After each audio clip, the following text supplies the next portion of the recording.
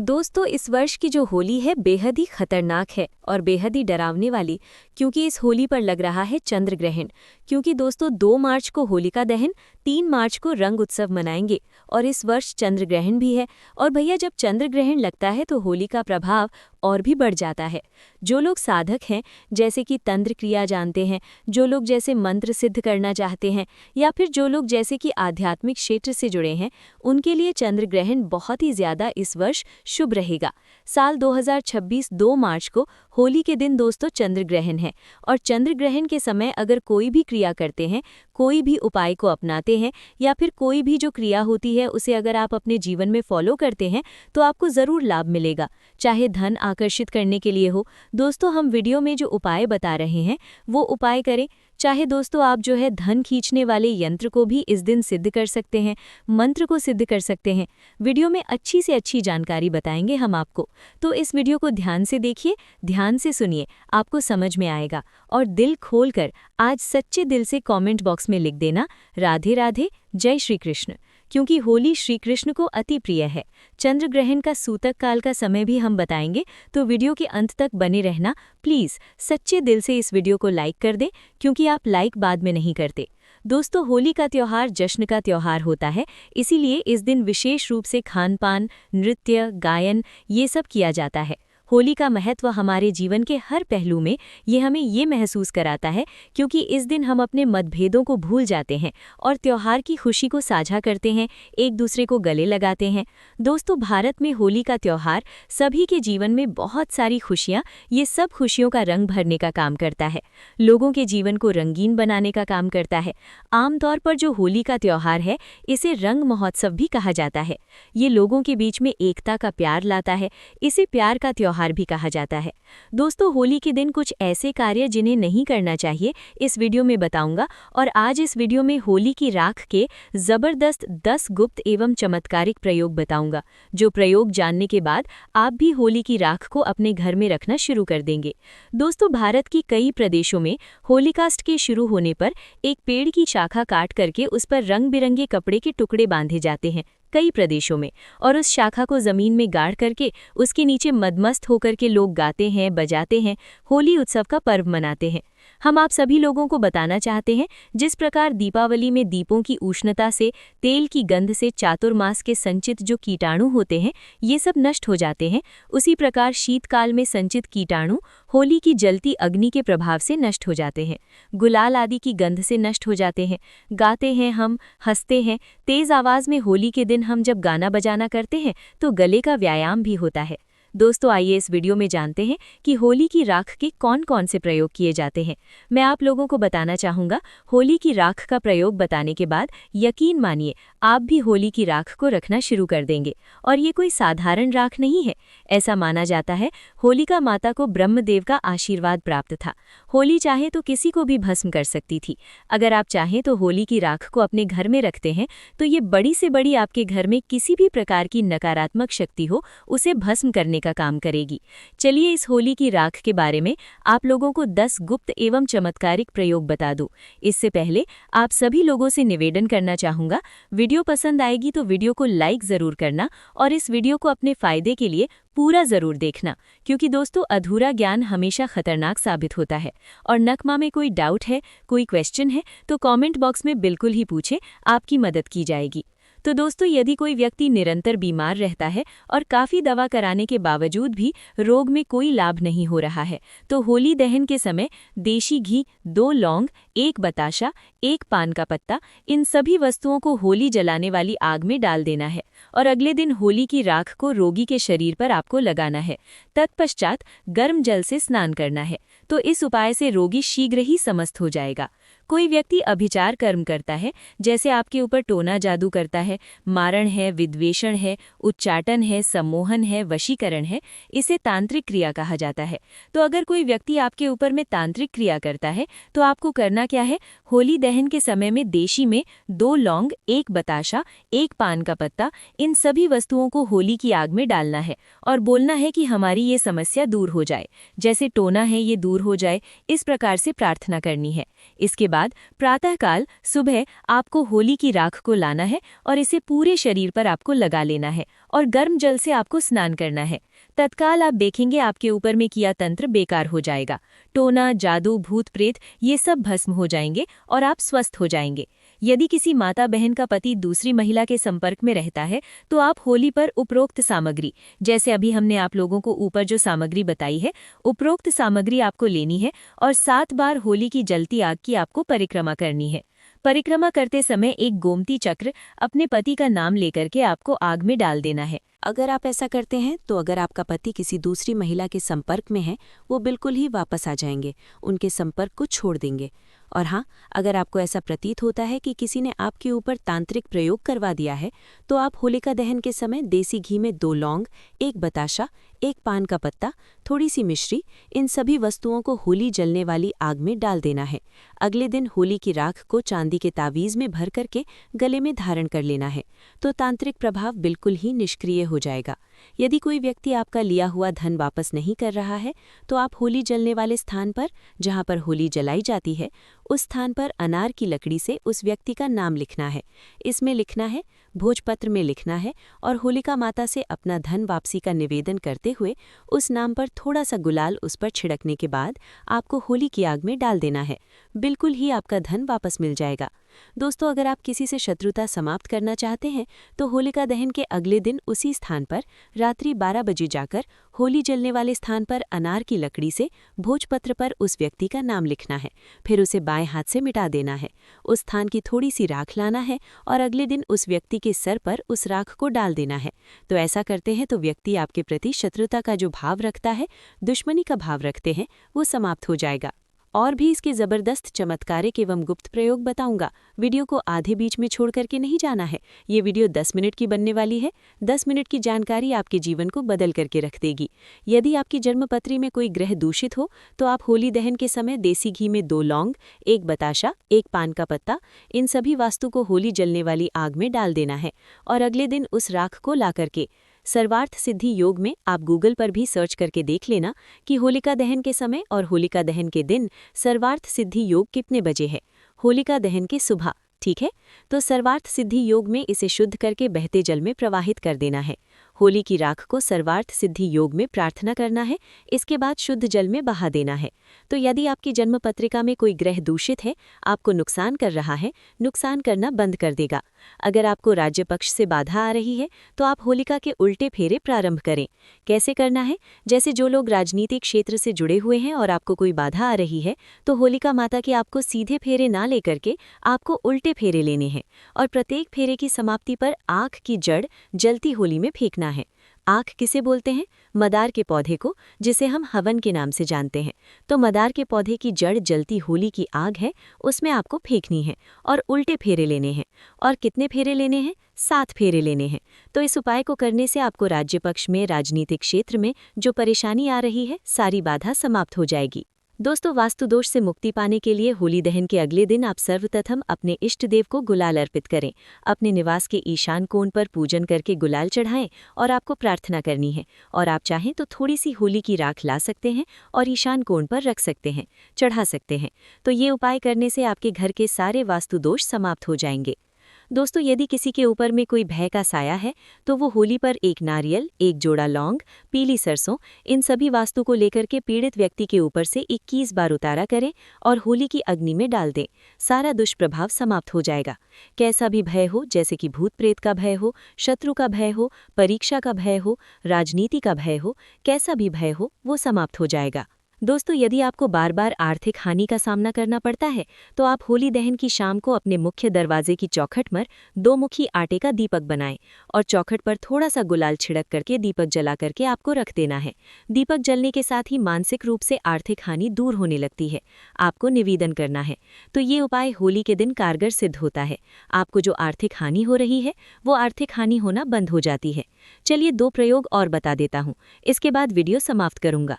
दोस्तों, किसी बालक अथवा बड़े को शीघ्र ही नजर लगती है तो होली दहन के समय देसी घी में 2 लौंग, 1 बताशा, 1 पान का पत्ता, इन सभी वस्तुओं को होली जलने वाली आग में डाल देना है और अगले दिन होली माता को प्रार्थना करने के बाद होली की राख लाना है और इसे तांबे या चांदी के तावीज में भर करके गले में धारण कर लेना है। धारण करते ही नजर दोष लगना बंद हो जाएगा। कोई कितना भी बड़ा तांत्रिक आपको नजर क्यों न लगा ले, वो नजर नहीं लगेगी। और एक अंतिम उपाय बताना चाहूंगा होली की राख का। दोस्तों, ऐसा माना जाता है होली की राख को लाल कपड़े में बांध करके, होली की थोड़ी सी राख को लाल कपड़े में बांध करके अगर आप अपने धन स्थान पर रखते हैं तो ऐसा माना जाता है ये धन की जावक को रोकता है, अर्थात आपके अत्यधिक खर्च को रोकता है, और ये धन की आवक को बढ़ाता है, अर्थात ये सभी और ऐसे धन को आकर्षित करता है, धन को खींचने का काम करता है, ऐसा भी माना जाता है। नित्य होली की थोड़ी सी राख खाने से हमें अन्य प्रकार की जो व्याधि होती है, जैसे कि कोई रोग है, भयंकर रोग जो ठीक नहीं हो पा रहे हैं, ऐसे रोग भी ठीक होते हैं। और होली की राख का नित्य तिलक लगाने से अगर कार्य सभा में जाना हो या फिर आप जिस क्षेत्र में जा रहे हैं आप चाहते हैं कि उस कार्य में आपको सफलता मिले तो होली की राख का तिलक लगा करके जाइए। होली की राख और सफेद चंदन दोनों को मिला लीजिए और तिलक लगा करके जाइए। उस क्षेत्र में आपको सफलता जरूर मिलेगी।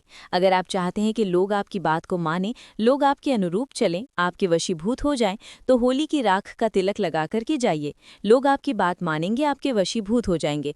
तो आशा करता हूं कि होली की राख के जो 10 गुप्त और भी इसके अनेक प्रयोग बताए हैं, वो प्रयोग आपके जीवन में कल्याणकारी साबित एवं मंगलमय साबित जरूर होंगे। दोस्तों, आप जानते हैं होली का शुभ मुहूर्त और चंद्र ग्रहण होली पर कब लगेगा, किस दिन लगेगा, सूतक काल कब लगेगा, ये चंद्र ग्रहण कितने समय के लिए लगेगा और भारत में कहां कहां दिखेगा। वीडियो को लाइक करते हुए शुरू करते हैं शुभ मुहूर्त और सूतक काल का समय। साल 2022 का पहला चंद्र ग्रहण साल 2026 खगोलीय दृष्टि से बेहद महत्वपूर्ण रहने वाला है। इस साल कुल 4 ग्रहण लगेंगे, जिनमें 2 सूर्य ग्रहण और 2 चंद्र ग्रहण शामिल हैं। फरवरी और अगस्त में होने वाले सूर्य ग्रहण भारत में अदृश्य रहेंगे, लेकिन 3 मार्च 2026 यानी होलिका दहन की तिथि पर लगने वाला चंद्र ग्रहण भारत में दिखाई देगा, जिसका सीधा असर होली के उल्लास पर पड़ने वाला है। ये छाया रूप में भारत में दिखेगा, इसलिए खग्रास चंद्र ग्रहण लगेगा। खग्रास चंद्र ग्रहण क्या होता है? वैज्ञानिक दृष्टि से चंद्रग्रहण एक खगोलीय घटना है जब पृथ्वी सूर्य और चंद्रमा के बीच आ जाती है और सूर्य की रोशनी चंद्रमा तक नहीं पहुंच पाती, तो उसकी छाया चंद्रमा पर पड़ती है। ये घटना केवल पूर्णिमा को ही संभव है। चंद्रग्रहण 3 प्रकार का होता है: पूर्ण, आंशिक और उपछाया। इस वर्ष शुक्ल पक्ष की पूर्णिमा तिथि 2 मार्च 2026 सोमवार को पड़ रही है। इसी दिन खग्रास चंद्रग्रहण पड़ रहा है। भारत समेत इन देशों में दिखेगा खग्रास चंद्रग्रहण। खग्रास चंद्रग्रहण 30 मार्च को लगेगा, जिसे पूरे एशिया और ऑस्ट्रेलिया में देखा जाएगा। इसके अलावा पैसिफिक द्वीपों और उत्तरी और दक्षिणी अमेरिका में भी ये नजर आएगा। भारतीय समय अनुसार ये चंद्रग्रहण दोपहर 3:20 से लेकर शाम 6:47 तक रहेगा। ये भारत में नजर आएगा। 3 मार्च को क्यों नहीं खेल पाएंगे होली? 2 मार्च को होलिका दहन के अगले दिन यानी 3 मार्च को ज्योतिषीय गणना के अनुसार खग्रास चंद्रग्रहण लगेगा। वहीं इसी दिन के बाद रंगोत्सव भी मनाया जाता है। ऐसे में शास्त्रों के अनुसार ग्रहण और सूतक काल के दौरान किसी भी प्रकार के मांगलिक कार्य, उत्सव या रंग खेलना वर्जित माना गया है। ऐसे में 2 मार्च के अगले दिन यानी 3 मार्च को रंगोत्सव मनाया जाएगा। ग्रहण से लगने से उसका सूतक 9 घंटे पहले लगेगा। ज्योतिषियों के अनुसार 2 मार्च 2026 फाल्गुन शुक्ल पक्ष पूर्णिमा को ग्रहण की स्थिति इस प्रकार रहेगी। ग्रहण का प्रारंभ दोपहर 3:20 से लेकर शाम 6:47 तक रहेगा। वहीं इस दौरान चंद्रोदय शाम 5:59 के आसपास होगा, लेकिन ग्रहण से 9 घंटे पहले यानी सुबह 6:20 से ही सूतक लग जाएगा। चूंकि चंद्रोदय से पहले ही ग्रहण शुरू हो चुका होगा, इसलिए भारत में केवल ग्रहण का मोक्ष समाप्ति काल ही दृश्यमान होगा। चंद्रमा पूरी तरह ओझल नहीं होगा, बल्कि पृथ्वी की छाया के कारण थोड़ा धुंधला दिखाई देगा, लेकिन भारत में ये दिखेगा। दोस्तों, दम है तो होली के दिन रात 12 बजे इस पौधे को छू कर आ जाना है। छप्पर फाड़ धन बरसेगा। दुनिया का कोई व्यक्ति आपको धनवान बनने से नहीं रोक पाएगा। दोस्तों, होली के दिन ये 5 पेड़ जागृत अवस्था में होते हैं और एक पौधे को स्वयं भगवान नरसिंह ने अर्थात स्वयं नारायण ने जब हिरण्यकश्यप का वध किया, असुर का वध किया, तो उन्हें आशीर्वाद दिया कि होली के दिन मैं तुम पर निवास करूंगा। दोस्तों, होली की पूर्व संध्या में होलिका दहन किया जाता है और इसके पीछे एक प्राचीन कथा भी है कि दिति का पुत्र हिरण्यकश्यप भगवान विष्णु से घोर शत्रुता रखता था। उसने अपनी शक्ति के घमंड में आकर के स्वयं को ईश्वर कहना अपने आप को को शुरू कर दिया और अपने राज्य में घोषणा कर दी कि केवल उसी की पूजा की जाएगी और अपने राज्य में यज्ञ है, आहुति है, देवी देवताओं की पूजा करवाना बिल्कुल ही बंद कर दिया और संत पुरुषों को प्रताड़ित करने लगा। दोस्तों, हिरण्यकश्यप का पुत्र भक्त प्रहलाद भगवान विष्णु का परम भक्त था। पिता के लाख कहने के बावजूद भी भक्त प्रहलाद विष्णु की भक्ति में लीन रहता था। हिरण्यकश्यप ने अपने पुत्र को मारने की भी कई बार कोशिश की, कई बार योजना बनाई, परंतु भगवान स्वयं उनकी रक्षा करते थे। उसका बाल भी बांका नहीं कर पाया। असुर राजा की बहन होलिका को भगवान शंकर ने एक ऐसी चादर दी थी जिससे ओढ़ने पर अग्नि उसे जला नहीं सकती थी, और इसका नाम क्या था? होलिका। उस चादर को और आज कर प्रहलाद को गोद में लेकर चिता पर बैठी थीं। दोस्तों, ये प्राचीन समय की बात है। दिव्य योग से वो चादर ओढ़कर भक्त प्रहलाद के ऊपर आ गई और होलिका के ऊपर से निकल गई, जिससे भक्त प्रहलाद की जान बच गई और होलिका माता जल गई। होलिका दहन के दिन होली जलाकर होलिका नामक दुर्भावना का अंत और भगवान द्वारा भक्त प्रहलाद की रक्षा का जश्न मनाया जाता है। चलिए दोस्तों, मैं आप लोगों को इस वीडियो के माध्यम से बताने का प्रयास करूंगा कि ऐसा कौन सा पौधा है जिसे होली के दिन आपको स्पर्श करके आना है, छू कर आना है, और इस पौधे को स्वयं नरसिंह देव ने आशीर्वाद दिया था।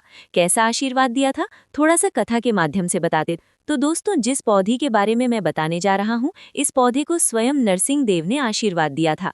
जब भगवान नरसिंह हिरण्यकश्यप को मार दिया तो देखिए, असुर हिरण्यकश्यप को मारने के बाद चूंकि भगवान ने नाखून के मध्य ऐसे हिरण्यकश्यप को नरसिंह देव ने मारा था, और भगवान नरसिंह जी के नाखून में हिरण्यकश्यप को मारने के बाद असुर रूपी रक्त उनके हाथ में बहुत ही खुजली करने लगा। जब असुर रूपी रक्त उनके हाथ में खुजली करने लगा, प्रभु नरसिंह के हाथ में खुजली करने लगा, तो नरसिंह जी ने अपनी खुजली को शांत करने के लिए एक वृक्ष है जिस वृक्ष पर अपने नाखून को गाड़ दिया। इससे नरसिंह जी की खुजली तो शांत हो गई, लेकिन वो वृक्ष दर्द से कराहने लगा और उस वृक्ष ने प्रार्थना की, भगवान आपने अपनी तो खुजली शांत कर ली, और ये असुर रूपी जो रक्त है ये हमारे पेड़ पे हम पर ला करके आपने छोड़ दिया है, इससे हम अशुद्ध हो गए। और हे प्रभु, आपने जो नाखून गढ़ा है इसकी पीड़ा हमें दिन प्रतिदिन सताएगी, हमें इसकी पीड़ा सहन नहीं हो रही है। प्रभु, आप हमें इस पीड़ा से मुक्ति दिलाएं।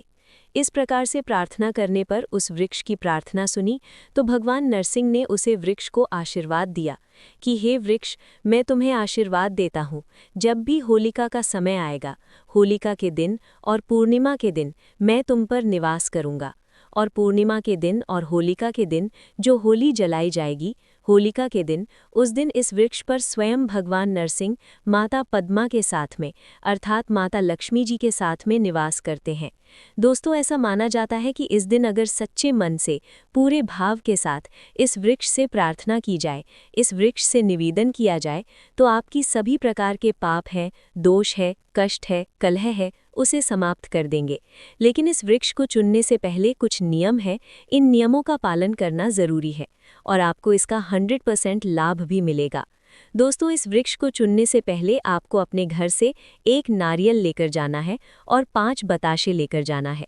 करना क्या है, आपको 5 बताशे लेने हैं और एक नारियल लेना है और एक लाल रंग का कपड़ा लेना है। लाल रंग का कपड़ा न मिल पाने पर आप जो है चुनरी भी ले सकते हैं।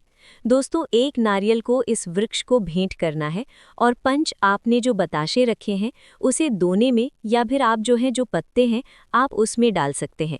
एक पत्ते का दोना बना लीजिए और इस वृक्ष के नीचे रख दीजिए 5 बताशे को, और आपको एक नारियल को भेंट करना है। आप चाहें को 5 अगरबत्ती भी जला करके वहां पर रख सकते हैं और इस वृक्ष से प्रार्थना करना है कि हे वृक्षराज, आप हमारी गरीबी को, आप हमारी समस्या को, आप हमारी निर्धनता को इसे दूर करें, क्योंकि आज आपके ऊपर माता लक्ष्मी तथा भगवान नारायण रूपी जो नरसिंह है ये निवास करते हैं। मैं आप दोनों दिव्य शक्ति से निवेदन करता हूँ, आप पर जो देवी शक्ति है सबसे प्रार्थना करता हूँ कि कृपया आप जो है पूर्ण रूप से हमारी गरीबी को, हमारी समस्या को, हमारी परेशानी को, जीवन में चल रही तकलीफ है उसे आप दूर करें। इस प्रकार से आपको निवेदन करना है और करना क्या है कि इसके एक फल को लाल कपड़े में आपको बांध करके ले आना है। एक फल को लाल कपड़े में बांध करके ले आना है और जब आप इसके फल को लाल कपड़े में बांध करके ले आएं तो उस समय इतना ध्यान रखना है कि पीछे मुड़ करके आपको नहीं देखना है। साथ ही साथ जब आप इस वृक्ष को 1 नारियल भेंट करें, 5 आप जो है माता से भेंट करें, तो कुछ समय इस बात का ध्यान रखना कि भेंट करने के बाद तत्काल इस वृक्ष को नहीं छूना है। इस वृक्ष को प्रणाम करना है, इस वृक्ष में निवास करने वाले देवी शक्ति को प्रणाम करना है। इसके बाद बोलना है कि हे वृक्ष, मैं आपको चुनने जा रहा हूँ, कृपया मेरे अंदर में जितनी भी अलक्ष्मी है उसे आप खींच लीजिए एवं आप मुझे लक्ष्मी प्रदान करें। मेरे अंदर के जितने भी अवगुण हैं आप उसे खींच लीजिए और आप मुझे शगुन प्रदान करें। मेरे अंदर के जितने पाप हैं सबको खींच लीजिए और आप मुझे पुण्य प्रदान करें। क्योंकि इसे भगवान नरसिंह देव का आशीर्वाद प्राप्त है कि कोई भी व्यक्ति इस वृक्ष को छुएगा, उनके सारे पाप होली के दिन स्वयं ये वृक्ष खींच लेगा और उसे पुण्यात्मा बना देगा। तो इस वृक्ष से इस प्रकार से आपको प्रार्थना करना है, फिर इस वृक्ष को छूना है। दोस्तों, इस वृक्ष का नाम है गूलर। जी हाँ दोस्तों, गूलर वृक्ष के बारे में मैं आप लोगों को कई बार जानकारी बता चुका हूँ। गूलर का एक ऐसा वृक्ष है जिसे साक्षात भगवान नारायण रूपी नरसिंह देव का आशीर्वाद प्राप्त है। भगवान नरसिंह देव ने इसे आशीर्वाद दिया है। दोस्तों, ऐसा माना जाता है कि होली के दिन अगर गूलर के वृक्ष को स्पर्श करके आया जाए, छू करके आया जाए, निवेदन किया जाए, तो आपके अंदर के अवगुण समाप्त हो जाते हैं। आपके अंदर में जो अलक्ष्मी बैठी हो वह भाग जाती है। आपके अंदर में जो पाप है वो दूर हो जाते हैं। आपने कैसा भी पाप किया हो वह पाप नष्ट हो जाते हैं। इस वृक्ष को चुना है और उस वृक्ष से आपको प्रार्थना करना है। दोस्तों, इसी के साथ इस वृक्ष के एक फल को आपको लाल कपड़े में बांधकर ले आना है। और कितने बजे लाना है? आपको रात्रिकालीन 12 बजे के आसपास में ली जाना है और एक फल ले आना है और इस फल को बिना घर में किसी को बताए आपको धन पेटी में रख देना है। जहां पर आप पैसे रखते हैं, गल्ले वाला स्थान है, वहां पर रख देना है। दोस्तों, आपकी दिन दुगनी रात चौगनी तरक्की होगी। दोस्तों, छप्पर फाड़ करके धन बरसेगा आपके घर में। लेकिन जब भी आप ये उपाय करें, गुप्त रखना है, इसके बारे में किसी को नहीं बताना है। देखिए, कोई भी उपाय करते हैं वो तभी फलकारी होता है जब किसी को ना बताएं। यहाँ तक कि आपको अपनी पत्नी को भी नहीं बताना है, यहाँ तक कि अपने बच्चे को नहीं बताना है। टोने टोटके की दुनिया में विश्वास होना जरूरी है और सबसे ज्यादा आपको गुप्त रखना जरूरी है। जो व्यक्ति जितना ज्यादा उपाय करता है, गुप्त रखता है, उसे उतना ही ज्यादा लाभ मिलता है और खास करके इसमें विश्वास होना जरूरी है। विश्वास है तो पत्थर में भगवान देख सकते हैं, विश्वास नहीं तो आपके सामने में भगवान खड़े हैं, वो भी पत्थर तुल्य होते हैं। तो दोस्तों, ये उपाय जरूर करिए, आपके जीवन में परिवर्तन आएगा, आपकी सभी प्रकार की मनोकामना पूर्ण होगी, आपकी गरीबी मिटेगी। वीडियो का अंत तक जरूर देखना। दोस्तों, शास्त्रों के अनुसार माना जाता है कि होलिका दहन पर होली की अग्नि में टूटा हुआ गन्ना नहीं अर्पित करना चाहिए, ना ही खराब गन्ना अर्पित करना चाहिए। इससे उल्टा आप पर होली मैया का श्राप लग सकता है। टूटा हुआ गन्ना पूजा पाठ में इस्तेमाल नहीं किया जाता। इससे होली माता जाते जाते आपको श्राप दे सकती है।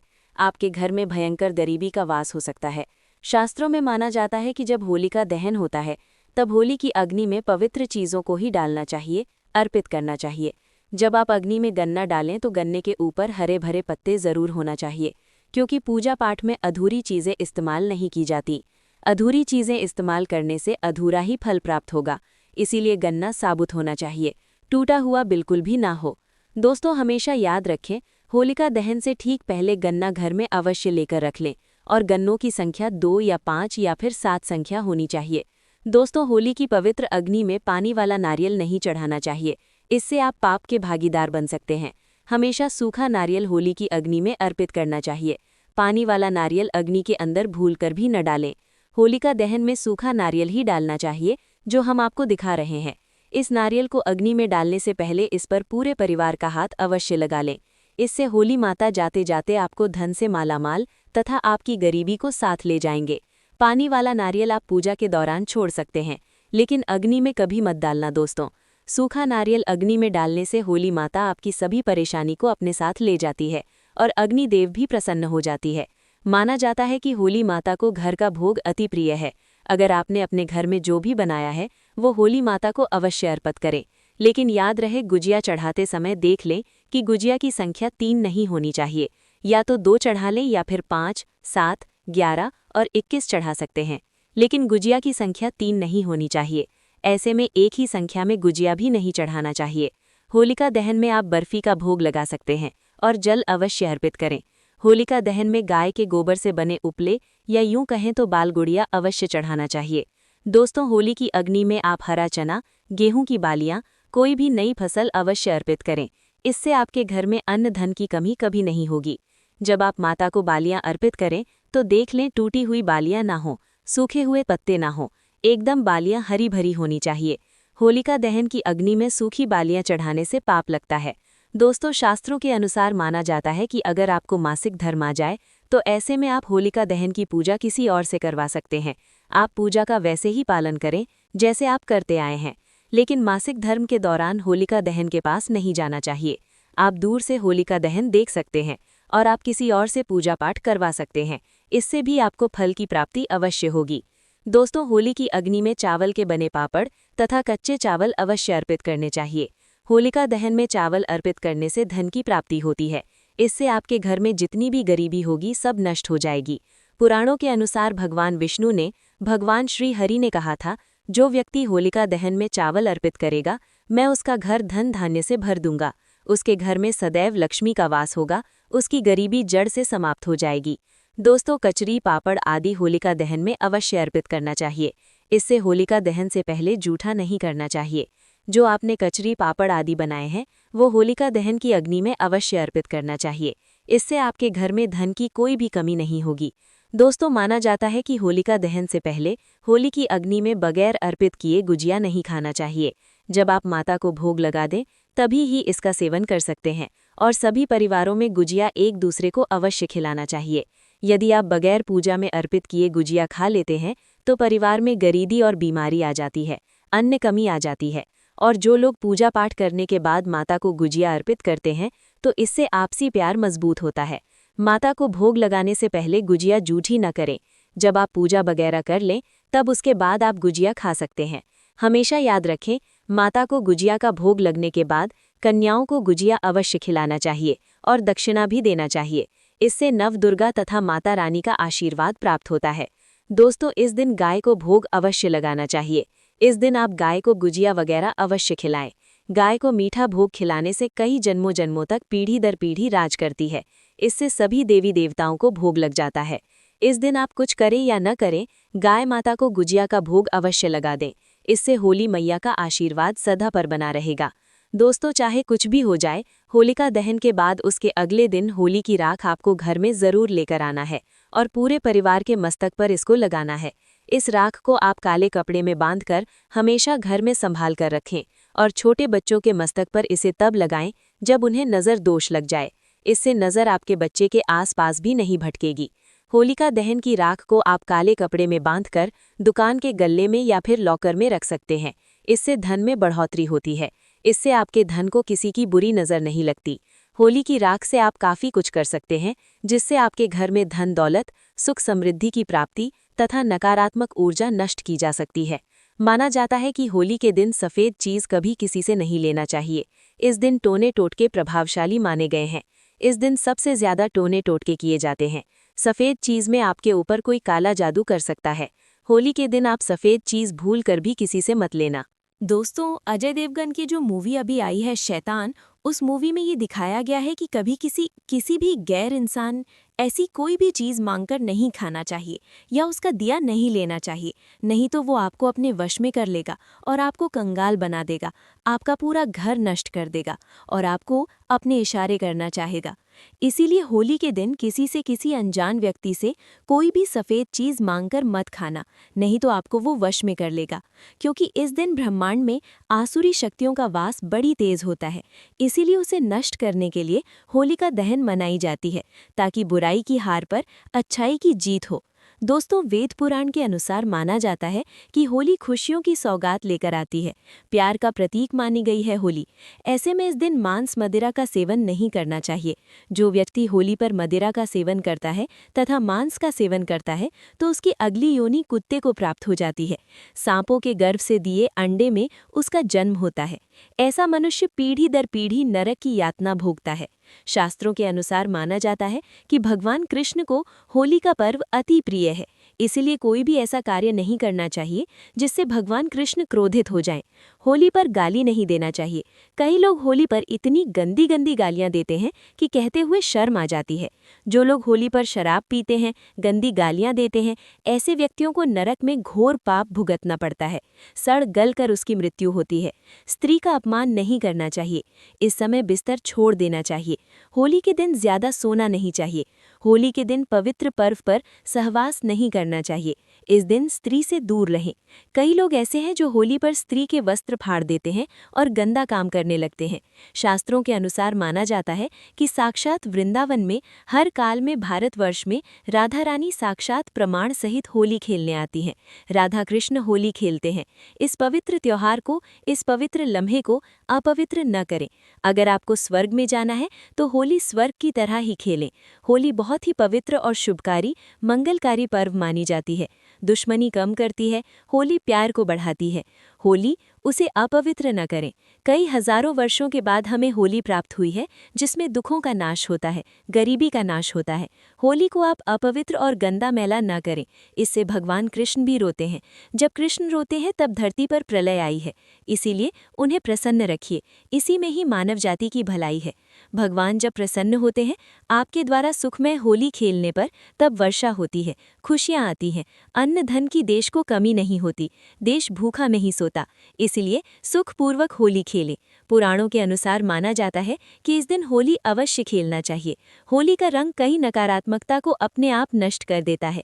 इसीलिए जो व्यक्ति सच्चे दिल से होली खेलता है उसके ऊपर होली मैया का आशीर्वाद सदैव बना रहता है। होली एक पवित्र त्योहार है। इसे अपवित्र करने वाला व्यक्ति सदियों तक कृष्ण भगवान के श्राप का भागी बना रहता है। इसीलिए होली का पर्व सच्चे दिल से तथा सच्ची श्रद्धा के साथ ही मनाना चाहिए। दोस्तों, सच्चे दिल से कमेंट बॉक्स में लिखें जय श्री कृष्णा। आप सभी को हमारी तरफ से होली की हार्दिक शुभकामनाएं। हैप्पी होली।